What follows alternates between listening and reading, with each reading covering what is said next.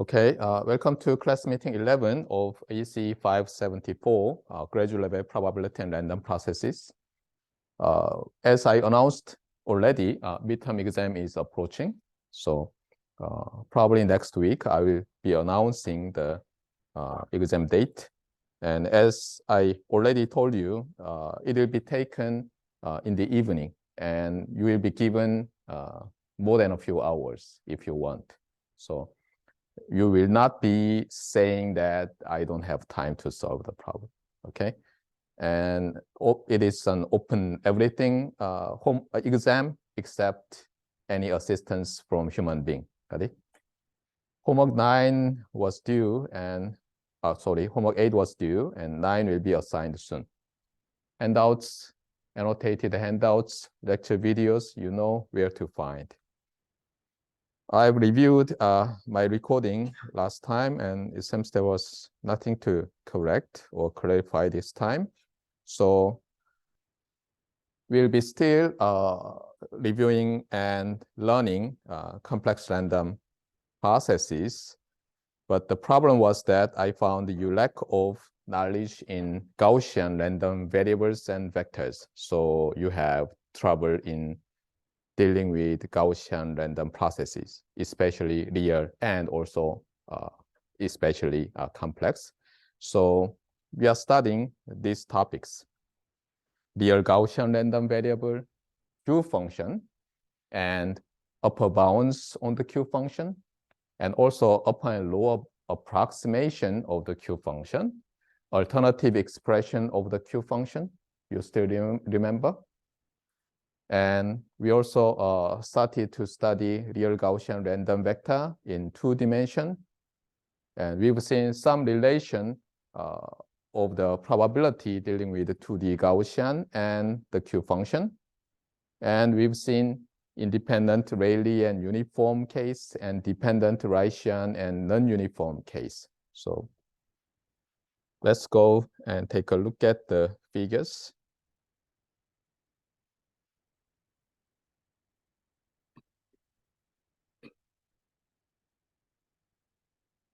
So here goes an upper bound on the Q function. And this figure shows how you obtain that. So suppose you have some value alpha here, and you want to know Q of alpha. Then what do? What you can do is this. You just extend the integration interval to this area. And then upper bound the Q function. But to make everything simple, what you can do is that using the symmetry, you compute the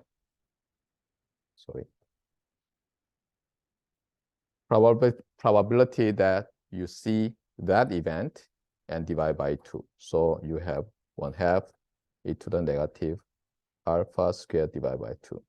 For all alpha, obviously non-negative. Got it?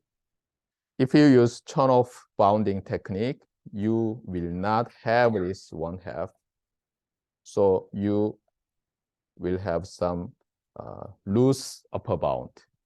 But even though you have twice tighter bound, actually this upper bound is still loose, as we've seen as we've seen here in this graph. As you see, this is the Q of alpha, this line.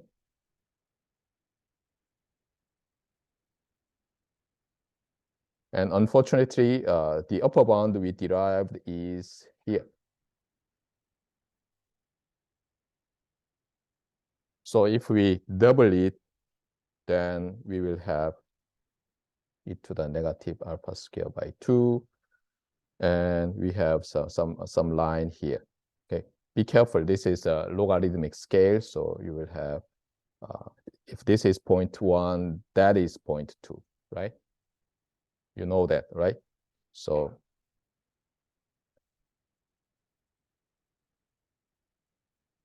you see something like this. Got it?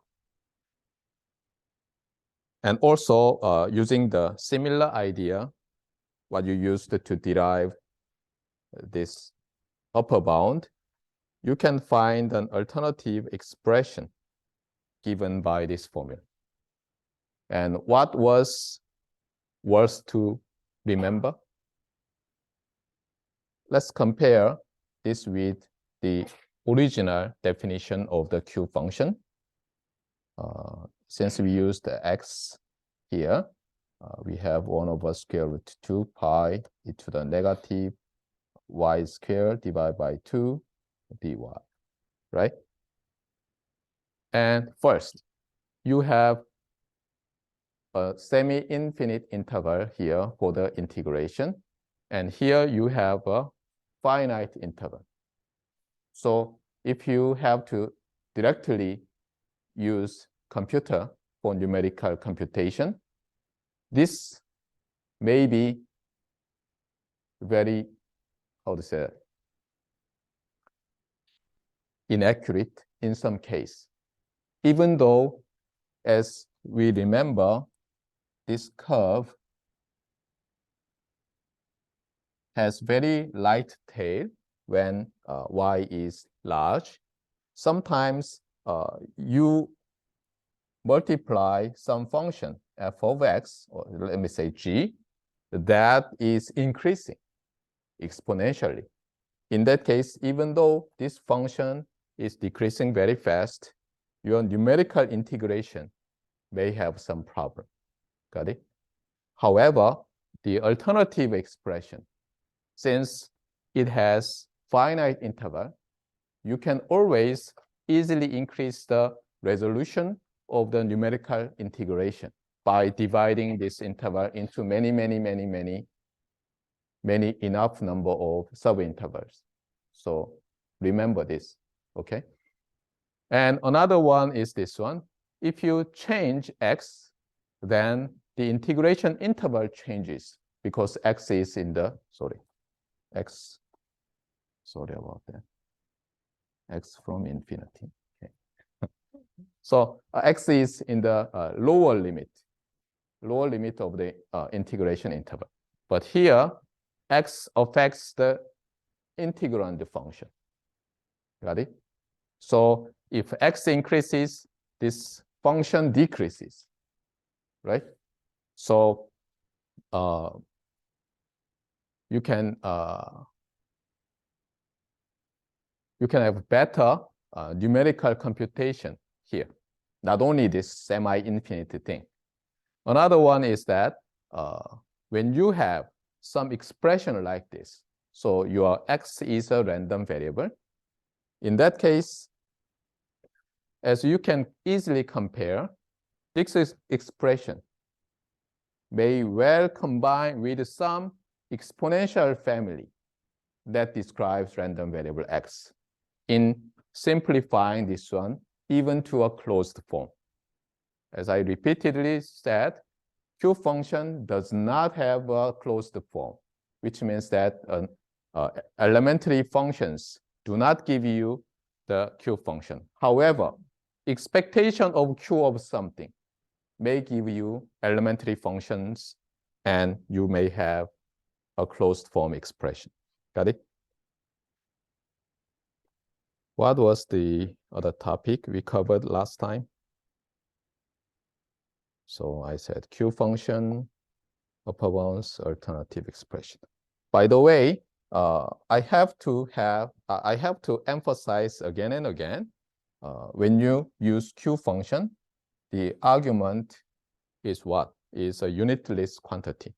So when you have some x that is a random variable with some unit as meters, and your mean in meters, and your standard deviation in meters, probably you have to plug in here some x minus mu divided by sigma to make the unit disappear. Got it? The reason why I emphasize this is that when we learn today Markham's Q function and generalized Markham's Q function and some chi-square distributions, we need this kind of standardization or procedure to remove or remove the units of the quantity. Now, let's move to the 2D case. And especially, we have interest in the 2D case where the first element and second element of a random vector are both Gaussian and independent and having the same variance. So we want a Gaussian random vector that has possibly non-zero means, but having the same variance and zero correlation. We focus on this situation, and you will see why. Okay, one of the reasons is that since we are going to study proper complex Gaussian, and if we restrict propriety to complex Gaussian, we always have an elementary, each element of a proper complex Gaussian has something very interesting. This Z sub I has its real part and imaginary part that are independent and having the same variance. So we go back to this situation. Got it? So this situation, even though it looks too special, it's not that special when we study proper complex Gaussian random vector. The trouble is that we have two cases. First, this mean vector is 0. And the other case is that the mean vector is not a 0 vector.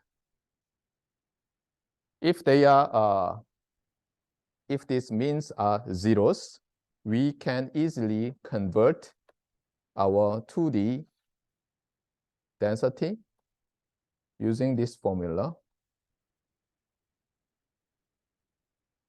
and find the radius and angle factors, and this which means that they are independent random variables, and this is uniform, of course, on this interval. If you want, you can use this interval, and even closed interval doesn't matter because it's a continuous random variable without any point mass. And this becomes what? A Rayleigh random variable.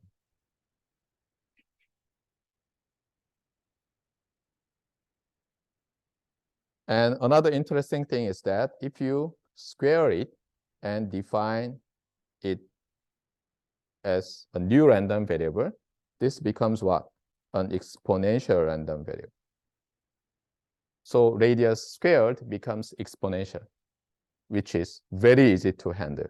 And of course, it's the most representative distribution in the exponential family.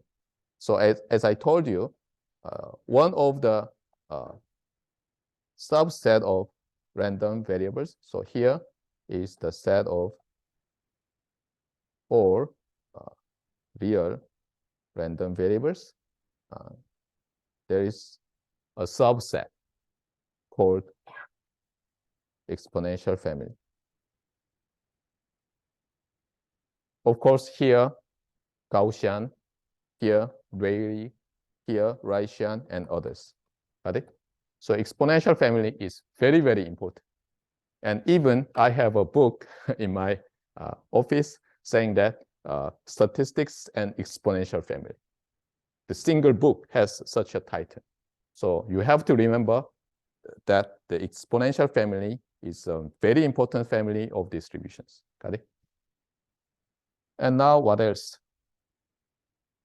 Yeah. And in the second case, with non-zero mean, then last time we've seen that the radius and angle does not have this kind of factorization, which means that r and theta are dependent. Last time I failed to rotate the figure, and this time I've done it. So here goes the non-zero mean case. So as you see, the density of data is not uniform here. Of course, here in this case it's uniform because the mean is 0. And as we move to here with some mean angle theta, we have a peaky distribution. So whenever you have an algebraic expression, what is the counterpart? Geometrical interpretation. So algebra and geometry, as you remember, or geometry, were two very important math subjects. And one of the most important lessons you have to have during your elementary, middle, high school, and even undergraduate is that whenever you have some algebraic expression, try to find geometric interpretation and vice versa. That reinforces your knowledge a lot, right? Similar thing. So just saying that, okay, I have a complex Gaussian, I have two Gaussian with independent X and Y, but different means. What would be R theta, blah, blah, blah. And I use this formula and try to factor and marginalize over R, and we get the density of theta, marginalize this one to get the density of R, and you just compute. That is not good, okay? And try to make an interpretation. So let's draw something. So here you have X and Y, and you have some mean vector, mu X, comma, mu Y, right? And you have independent X and Y random variable, but we assumed they have the same variance. So given that 2D plot, the first thing you have to have is what? In your brain, yes, scatter plot. So you put a lot of dots, and then you take the limit. Then you have kind of 2D probability density function in your brain. And you must see some three-dimensional object here, right? Can you see? Yeah. And then it has very nice contours, right? Every contour lines are what?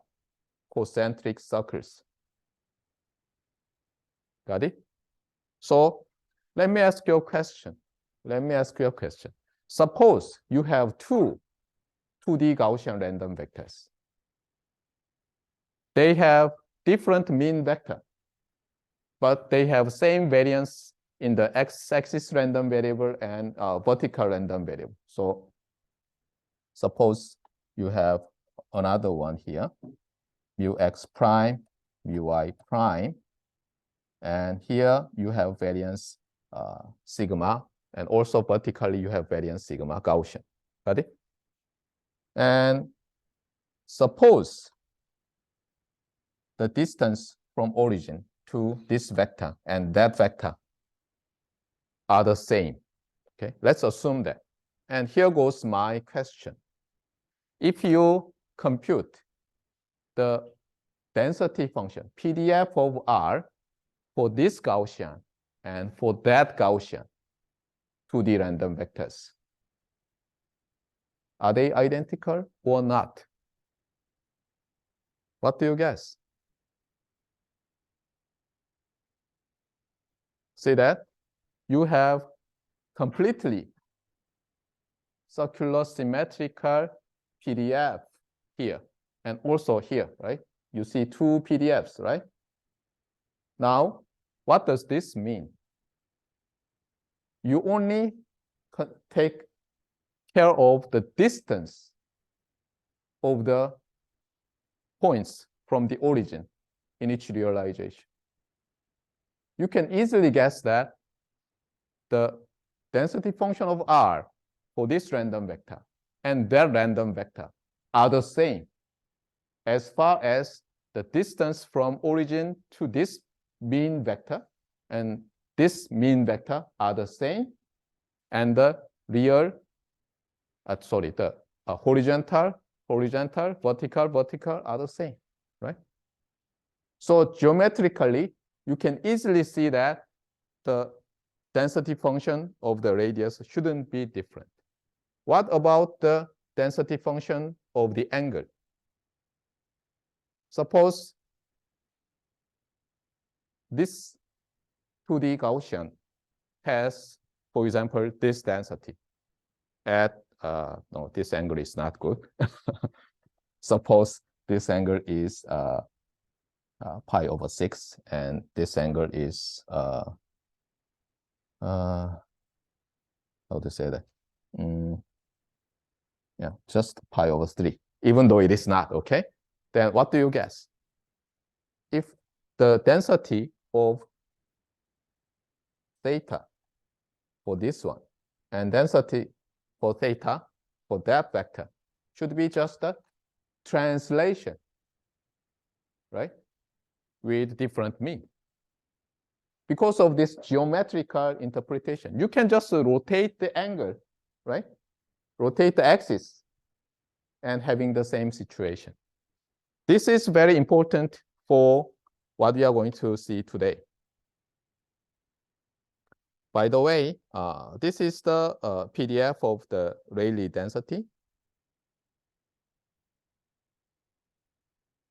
What is interesting is this one. So here goes what you need to remember. So let me start from the Gaussian case. So here is the Gaussian zero mean univariance density. So now consider the PDF of absolute value of x.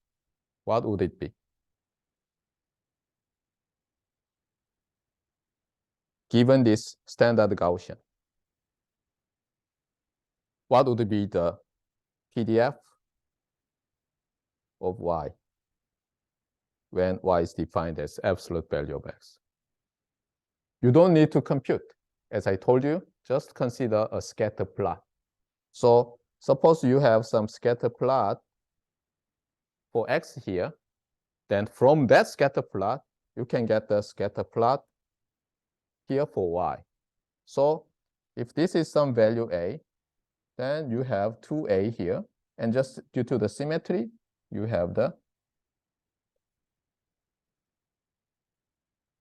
density that is just 2 times of the right side. Very simple, okay?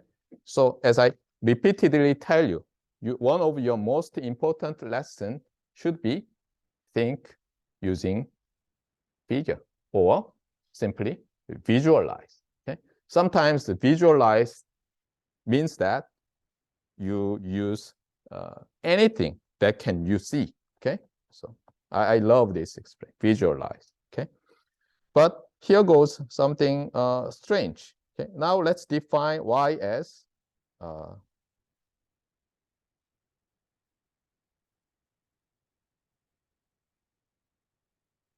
so this is the first one.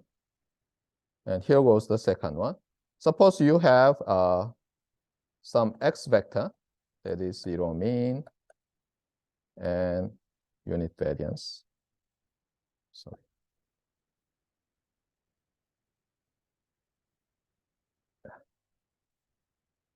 Okay. So here I means the identity function matrix 2 by 2. Okay. 2 by 2 identity matrix. Then now I ask like this. Okay. Let's define y as x1 square plus x2 square. Then what is your PDF of y now? Or to make the unit unit of y the same as unit of x1 and x2, let's take the square root. Then, as you remember, some of you remember, the density function starts the origin. Okay. So if you take the square root of x1 square plus x2 square, then actually here you do not see the realization that much. But if you define y now as x1 square plus x2 square without the square root, then what is your density function? So you need to compare this one, and that one. And as I told you, it's exponential. Okay. So actually this squaring a random variable may give you much different shape of the PDF. So be careful. That's what I'm saying. Okay. So here in Raysian distributions also, you see there is something very rare here. But if you square it, then when this mean is 0, you have exponential.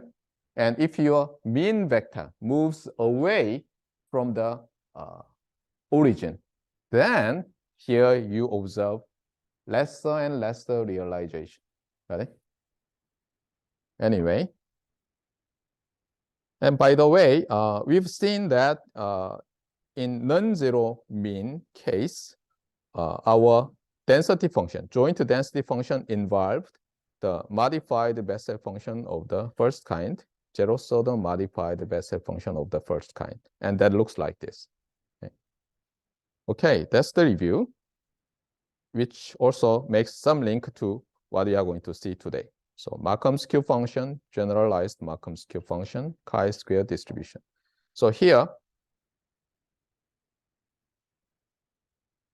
let's think this case again. So we have, in general, non-zero mean vector for 2D Gaussian. But we have independence and identicity or identical variance, right? And now we want to find, given that, probability of event that x1 square plus x2 square is greater than or equal to some value alpha. You suppose you want this one. And what do? And you may say that, okay, we have 3 parameters, mu1, mu2, sigma square. So this probability of event, in order to find it, we may need some integration or something, you may say. But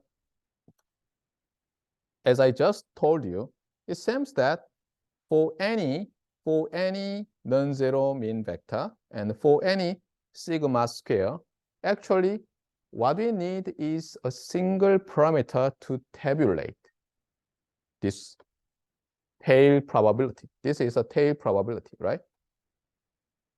Because if you view this as a non-negative random variable, suppose say let's say y, then what? This is simply y is greater than or equal to some value alpha when you have some PDF of y, right? So it's a tail probability. And this tail probability, if you remember that figure, right?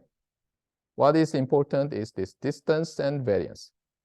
Suppose that you have the same distance, same angle, same distance, and same variance, then you draw a circle with radius square root alpha. Then what does this event mean? The outside of this circle. And you know that this angle doesn't matter as far as the radius and variance are the same. Similarly, suppose you have different radius, but proportionally the standard deviation is bigger, and proportionally square root alpha is bigger. Then what happens? The probability of event must be the same. So somehow, as we have defined the Q function, we want to have something similar. So we don't need to tabulate every situation. We want to tabulate just a few cases only, or we want to reduce it. So here goes the idea. It seems that what is important is this distance and standard deviation in parameterizing such a tail probability. So what we do is that, okay, think about the square root of it as we've done for Q function, because in the Q function, we took the argument, right, as, for example, x minus mu divided by sigma, something like that. So even though we have two cases, as I draw it here, right, we define something like that. Here is some parameter chi divided by sigma. No, I'd better not say that. Okay. Just a second. Yeah. As I said, let's have now kind of two-dimensional table. So for the Q function, we had 1D table. What does that mean? We have x value and some Q of x value. Okay? So this is a one-dimensional table. And we want to have now here A and here B. So A can take some value, B can take some value, and we have a lot of points here. And theoretically, this is a kind of, how to say that, the semi-open table. So you have infinitely many columns and infinitely many rows. In this case, you have to have infinitely many rows only for Q function. Markham's Q function is a kind of 2D table. Got it? And now, what is A and what is B? A is the ratio between the distance to the mean vector to the standard deviation. So here is mu x squared, mu x1, I believe, x1, x2, yeah, mu x2 squared divided by sigma. And can you see the unit is gone now, right? Suppose x1 has meters, x2 in meters, then the numerator is in meters, and the standard deviation is also in meters, right? So A is a kind of the ratio to the distance to the mean vector and the standard deviation. Now, what is B? B is given that anyway, you compute the distance from the origin, but now you have somehow make the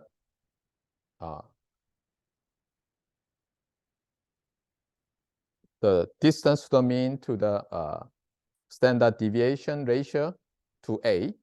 So you can you have this B as some distance from origin divided by this sigma as you normalize. Okay? So suppose you have you want to compute the probability that square root x1, square root of x1 squared, x2 squared is greater than some r0 or greater than or equal to, then what do you do? Q of, so what do you do is that mu x1 squared mu x2 square root sigma, and then R0 divided by sigma. And you find the probability of event that your x1, y1 resides on this outside the circle. Got it? So as we could not find a closed form expression for Q function, we cannot find a closed form expression for this Markham's Q function. But anyway, we may assume that, or we may really tabulate this two-parameter function and use it. Got it? And this simple notation is very useful. So it is often used in communications engineering. And do you see the similarity? Okay, so let me summarize. So in 1D,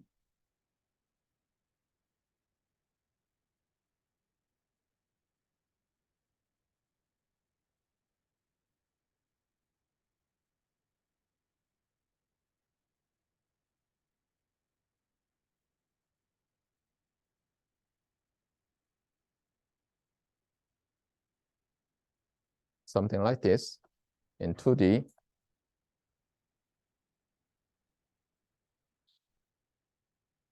then you use Markham's Q function.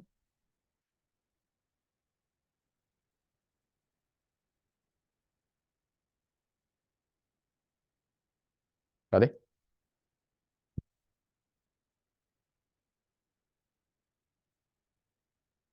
Now we generalize Markham's Q function.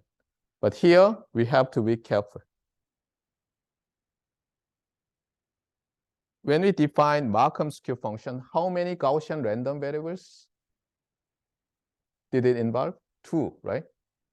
And you may say that, okay, Q function, 1 Gaussian, Markham's Q, 2. Then is it something like A, B, C for 3D? Or A, B, C, D for 4D Gaussian case? Actually, it is not. Okay? It's not like that. Why? First thing is this.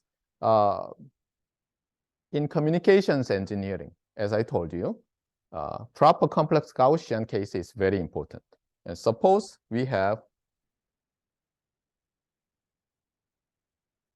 this Z complex Gaussian, proper complex Gaussian, with some mean vector and let me say, yeah, IID, sorry, not IID, independent Gaussian with the same variances. Then what will happen? You can see that if you subtract the mean vector from Z, then every real and every imaginary component of this Z vector R is IID Gaussian random variables, 0 mean. In this case, variance sigma square. Okay, and each element involves 2 real Gaussian. So here, real and imaginary parts are real, 2 real Gaussian, and again 2 real Gaussian. So in communications engineering, especially dealing with real valued bandpass signaling and also dealing with equivalent complex baseband signal, you almost always have even number of real Gaussians. So in communications engineering, we don't, not always, but we don't much think about odd number Gaussians squared and summed. That's why when we define generalized Markham's Q function, first we add even number of independent Gaussians. Okay. By the way, you remember, many of you, you remember you were taught chi-square distribution with degree of freedom some n. In that case, that n can be odd number. So we will see soon today. But anyway, so be careful. Here we have even numbers. So for example, we may have x1 square, x2 square, or we may have what? x1, 2, 3, and 4. Okay. And in this way, Markham's cube function is for even number case. And also, Markham's cube function has 3 parameters. So this is the notation for generalized Markham's cube function. And this subscript is related to what? The number of actually complex Gaussian random variables. So you add 2m real Gaussians, but since you have m complex Gaussians, we use m here, which means that generalized Markham's cube function with subscript 1 is actually this case, and is same as the Markham's cube function. And why I say this? It's very complicated because we cannot think in 4 dimensions, for example. However, let's have our imagination work. Okay, suppose you have 4 real Gaussian random variables. They are all independent, having different means, but having same variance. So in 4-dimensional scatter plot, you have origin, and you have mean vector, and you have clouds of points, right? And you cannot hardly imagine, but you know that this probability density function would be what? Spherically symmetrical with respect to the mean vector. Now, suppose you want to find the probability event that some point is realized and distance from the origin is greater than some R0. You want to compute that tail probability. Now, suppose you have a different 4 Gaussians, but distance from the origin to the mean is the same, and each real components are all having the same variance. And again, you want to compute the tail probability. From the origin, you have some distance R0. What can you say? These 2 probabilities must be the same, right? Because of a kind of spherical symmetry of each density with respect to its own mean. And here, the distance from the origin to the mean vector is the same, right? And also, using the same argument as we define the Markham's cube function, we may normalize using the standard deviation and the distance from the origin to the mean vector. So here goes the parameter. So again here, A is what? A is square root of mean of x1 square plus mean of x2 square. So this is one set. And you have m pairs, right? And you divide by sigma so that you have a unit list quantity. And this B, you want to find some tail distance from the origin, and you divide by sigma. Got it? So in this way, you define the Markham's cube function and the generalized Markham's cube function. And I remember MATLAB has a function that returns you Markham's and generalized Markham's cube functions. Okay? And also, many softwares, people have kind of implemented the function, which may be a combination of table and interpolation algorithm. But anyway, you can have very accurate result just simply typing, okay, Q, for example, Q of something. For example, MATLAB has the Q function in their communications toolbox. I believe they have Markham's Q function in the toolbox too. Got it? Okay, so what is the most important thing when you use Markham's Q function and generalized Markham's Q function? The Gaussians must be independent. And Gaussians may have different means, but they must have the same variance. In that case, you can use Markham's Q function and the generalized Markham's Q function. Got it? So this figure kind of shows in 3 dimensions, but it's more, it's better for the chi-square distribution for 3 degrees of freedom. So we are going to move to that topic. This page is from the EECE textbook, EECE reference book I listed in the syllabus of this course. And here goes the some definitions. So in n-dimensional case, here now n can be odd number, okay? So this chi-square distribution is probably defined by statisticians. And they were not communication engineers. They didn't use complex Gaussian or complex baseband equivalent. So their obvious approach is that, okay, what happens if we have a single Gaussian, axis Gaussian? What about 2 Gaussians? What about 3 Gaussians? Something like that, right?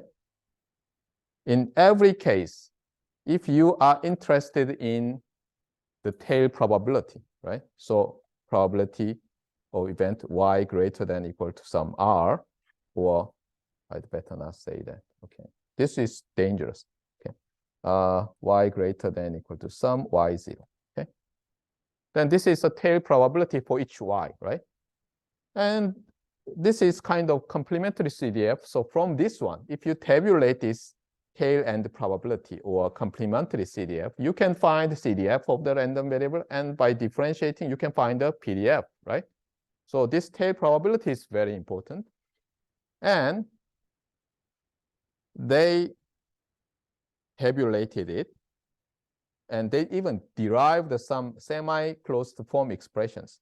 So first thing is this. So when you square and sum, the difference is that in Markham's Q function, we always took the square root and always try to normalize it, right? So you remember here,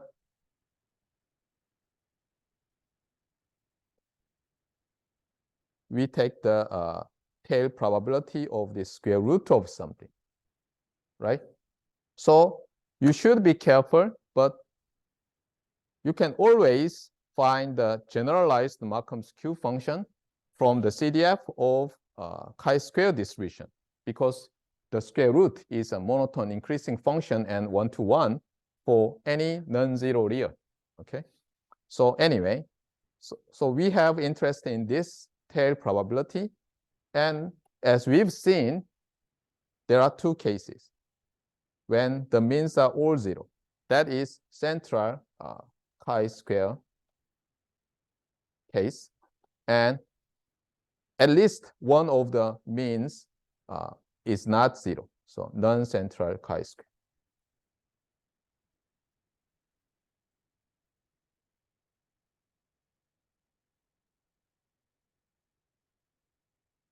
Let's see the central chi-square first. Central chi-square distribution means that you have a random variable y that is the square sum of 0 mean, independent, and identically distributed Gaussians. Actually, especially when the variance is 1, but any time you can scale it. So here they assumed just xi's are IID Gaussian, real Gaussian with mean 0 and variance sigma square. So it's a little bit different. In Markham's Q function, we started from what? Normalizing, right? With respect to the distance and the standard deviation. But anyway, here we allow sigma square. So single parameter in, so actually 2 parameters, number of Gaussians and the variance. And here goes the expression of the density. And this density is in density function itself has closed form, okay? Density function, but CDF does not in general as the Gaussian.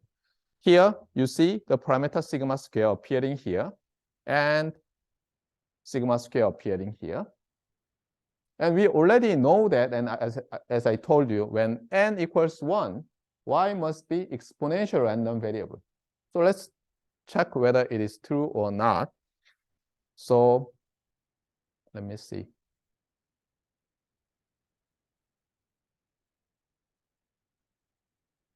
Why it does not look like exponential. Just a second. Yeah, something strange. Just a second. Is it correct expression? Density. Oh, sorry. When n equals 2, it is exponential. So let's plug in n equals 2. It always confuses me, n and m. So if it is 2, then this disappears, and you have exponential distribution, right?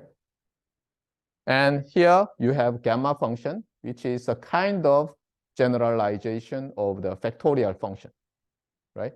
You remember that the shape of gamma function when the argument is real positive, okay?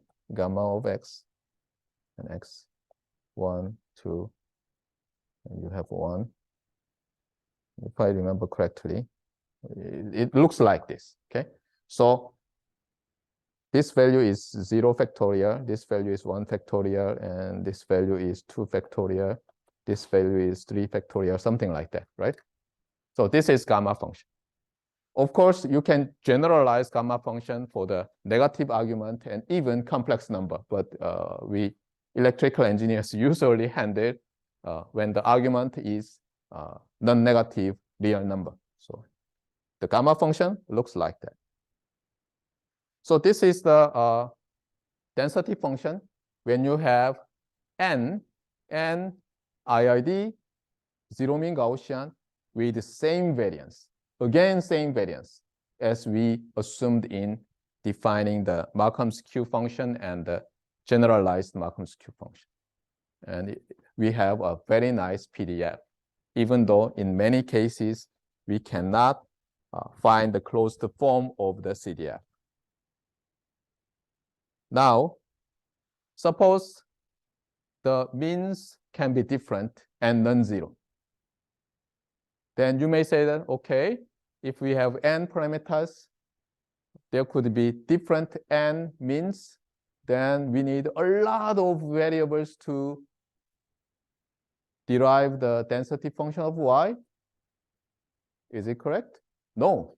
As I told you, when we discuss the Markham's Q function and generalized Markham's Q function, what is important in the tail probability of this square sum is what?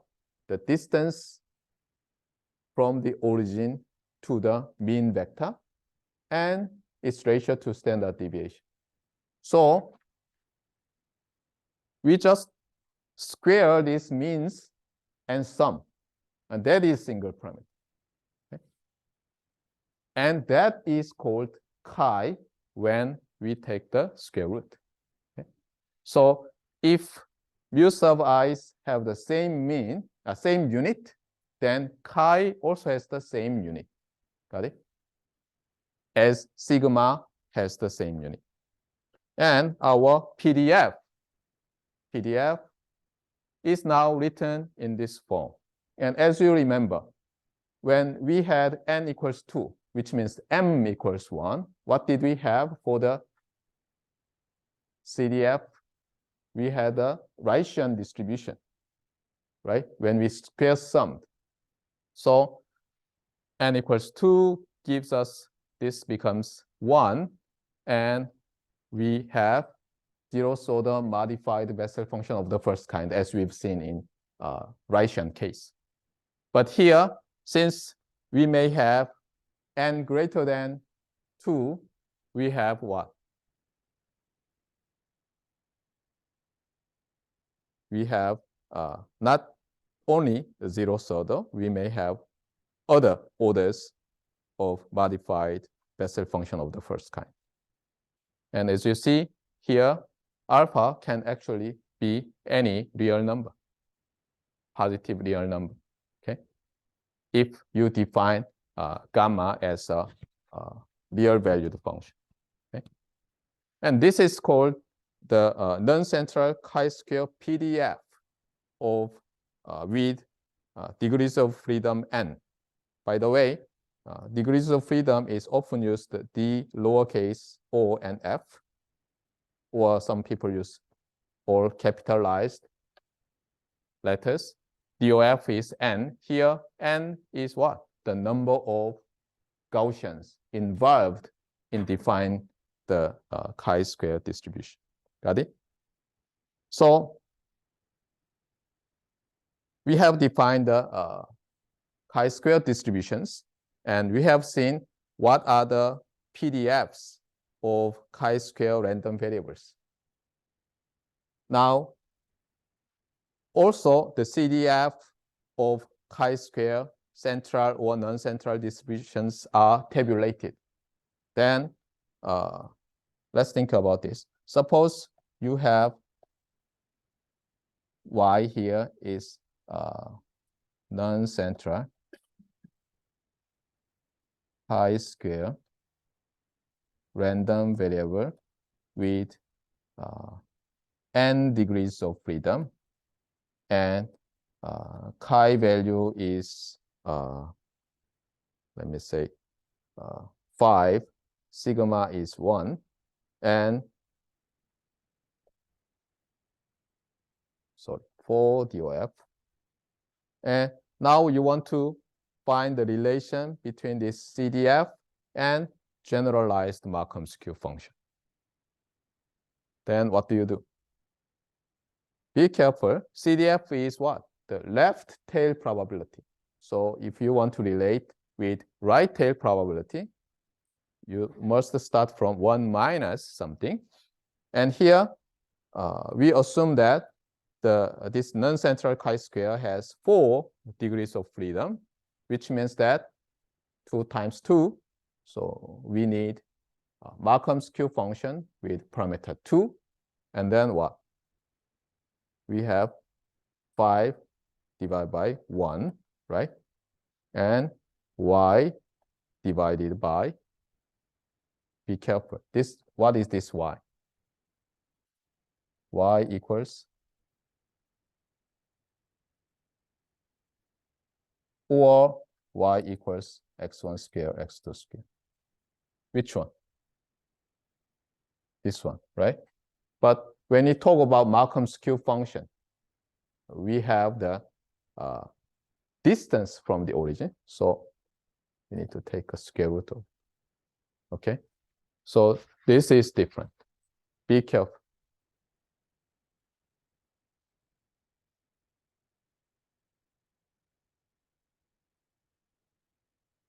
Is there anything? Yeah. So we've done with this handout, handwritten long ago, more than 10 years. And now let's move to the other handout. I also wrote it long ago. But now we go back to proper complex Gaussian. So since we've done enough with real Gaussians, let's go back to our complex Gaussian case. Especially our emphasis is on proper complex Gaussian. So let's quickly review, because this contains everything. What is a complex valued random vector?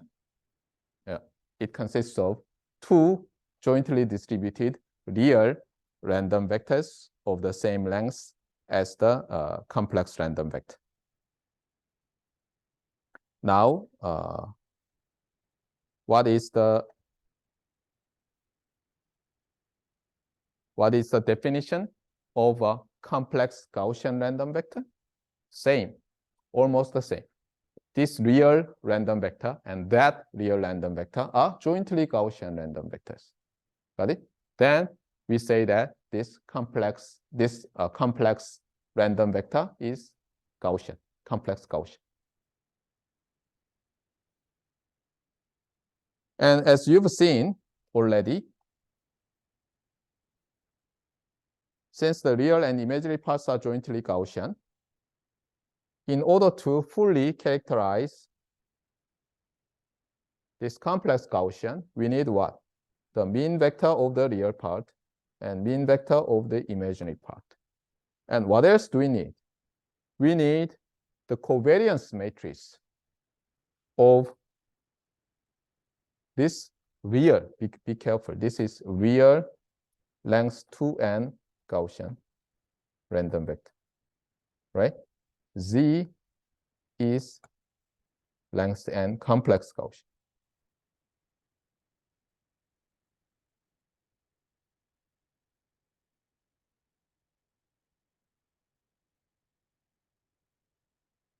Okay.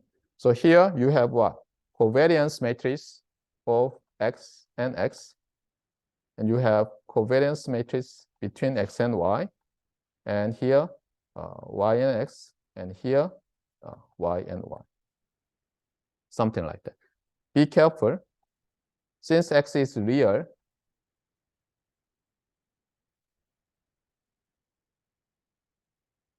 we have here transposition.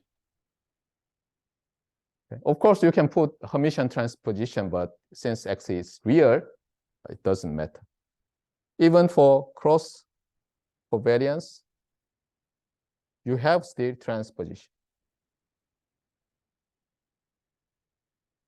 So each one is n by n matrix. So you need 4 n by n matrices to fully characterize. However, these two matrices are what? They have this relation. Why? Because if you take the ij's entry,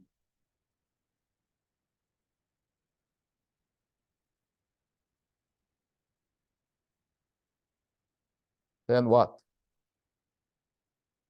If you take ji's entry, then you have yj, mu yj, xi, mu xi. So due to the commutativity of the multiplication of two real numbers, you have the same thing, right? So they are the same. So actually, in order to fully characterize a complex Gaussian, you need first the mean vector of the real, the mean vector of the imaginary part, and the covariance matrix of the real part, covariance matrix of the imaginary part, and the cross covariance matrix between real and imaginary parts, right? Now, consider a proper complex Gaussian case. Before doing that, we define here what? The mean of Z and covariance of Z and complementary covariance of Z. And I will use this tilde notation, which some people use. This is complementary covariance, or in other words, pseudo covariance of Z. How do we define? Very simple.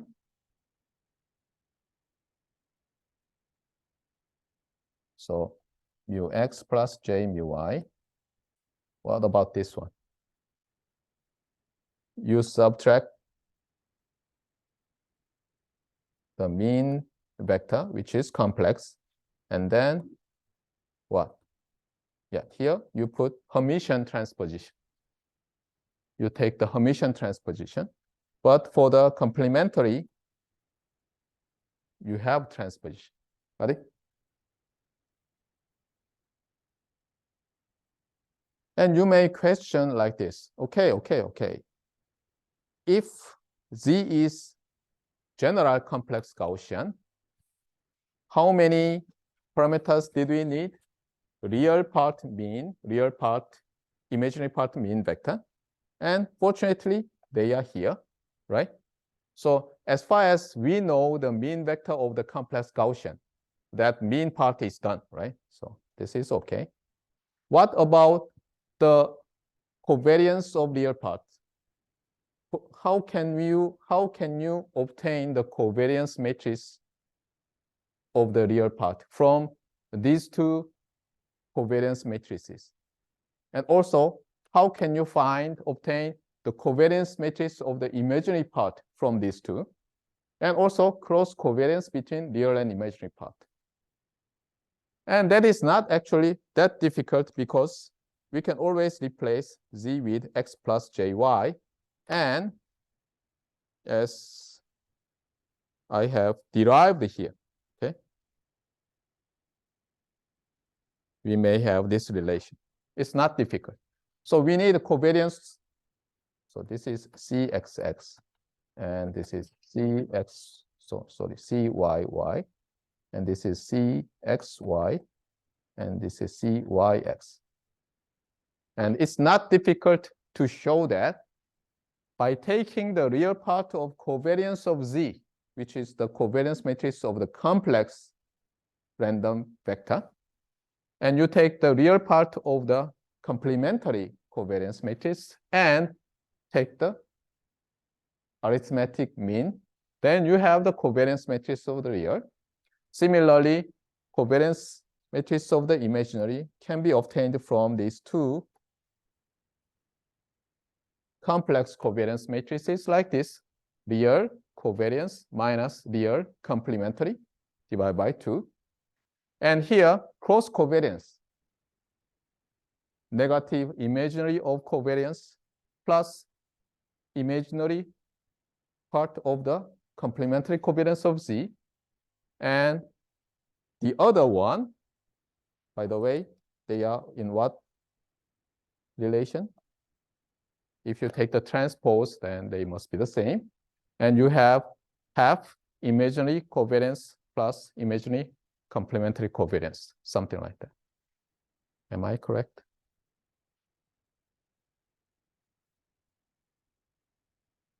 Yeah, I believe so. Yeah, something like this. Got it? So what does this mean? What does this mean? In general, to fully characterize, at least in the second order, of a complex random vector, whether it is Gaussian or not, you need what? You need complementary covariance matrix and covariance matrix. Now let's go back to Gaussian case, and let's put our constraint, proper or propriety. What does that mean? By the way, here I used a very rare notation, which seldom used, but this n tilde means that you have a complex Gaussian, not necessarily proper. Okay, and here goes the mean vector, and here goes the covariance matrix of z, and here goes the covariance matrix of complementary covariance matrix of z. Then, as you already know, real and imaginary parts mean can be obtained from this one. And from these two, every second order matrices can be obtained. Then what? You take the real and imaginary, and then what? You can fill up this part from these vectors and matrices, right? And now, given general complex Gaussian, it is called proper when this is zero matrix, as we define proper complex random vector. Okay, we already defined proper complex random vector. Complementary covariance matrix is 0. In Gaussian case, same. Now, what good thing happens? First, we need a new notation. That is very popular. Okay, so I really hate this convention because people used this notation to denote real Gaussian. And many people just used this notation for the complex Gaussian.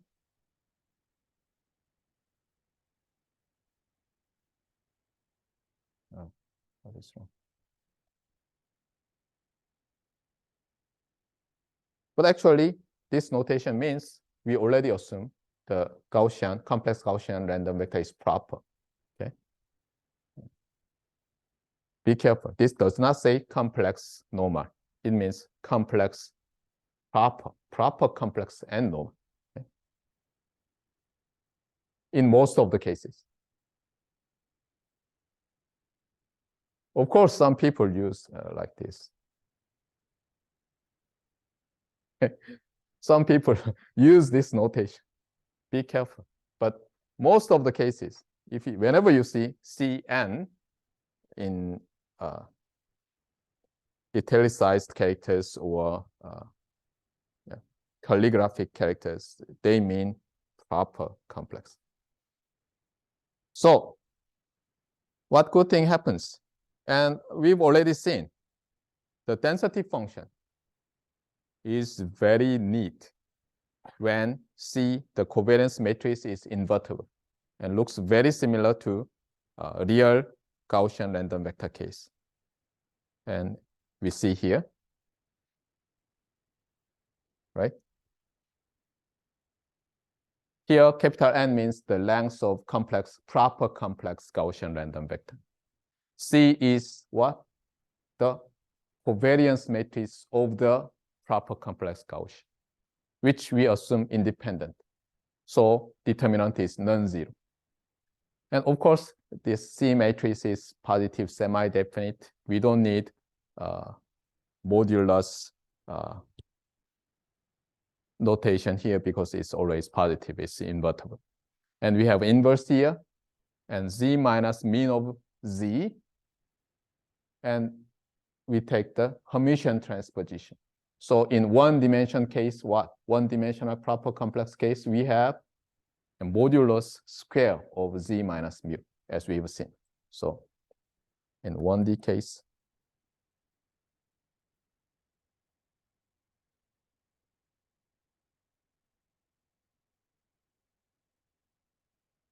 something like this, where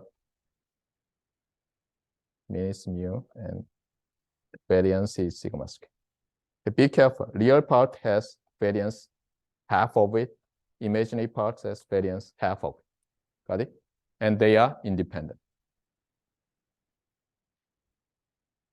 So in 1D case, we've seen that real and imaginary parts are independent. And what about n-dimensional case? So we see something interesting like this. So this is 1D case, as I told you. In 1D case, we have independence between x and y, right? Yeah.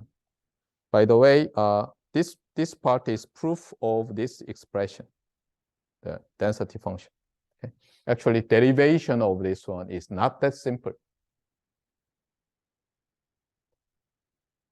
But anyway, you need some matrix inversion lemma and blah, blah, blah. Yeah. Let me skip that, okay? You read it if you want. Yeah.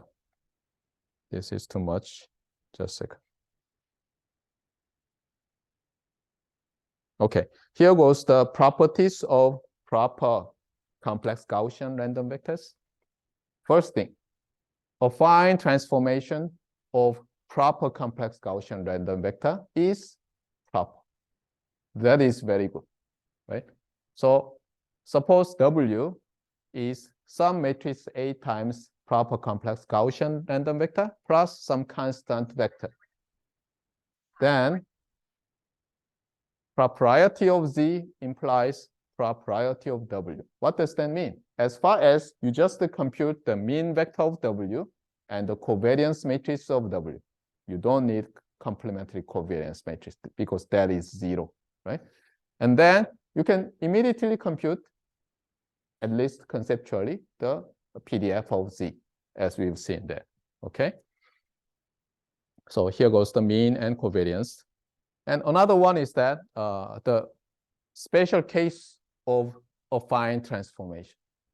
If this A is a row vector, then W is scalar. What does that mean? W is a linear combination of elements of Z plus some constant, right? Especially when B is 0, then it's really linear combination. And that is what? Proper Gaussian. And as scalar, scalar proper Gaussian. And as I emphasized again and again, its real and imaginary parts are independent and having the same variance. Got it? So this is very special case, and you have to remember that. And here goes some interesting properties of this proper Gaussian, and especially here, forget about white, but I'm saying that the covariance matrix is sigma square I, or if I want 2 sigma square I, it doesn't matter. So now let's consider this case later, next week, okay? Okay, Sam said I'm talking too much, but this example is so important, so we have to cover it. Okay, that's all for the day.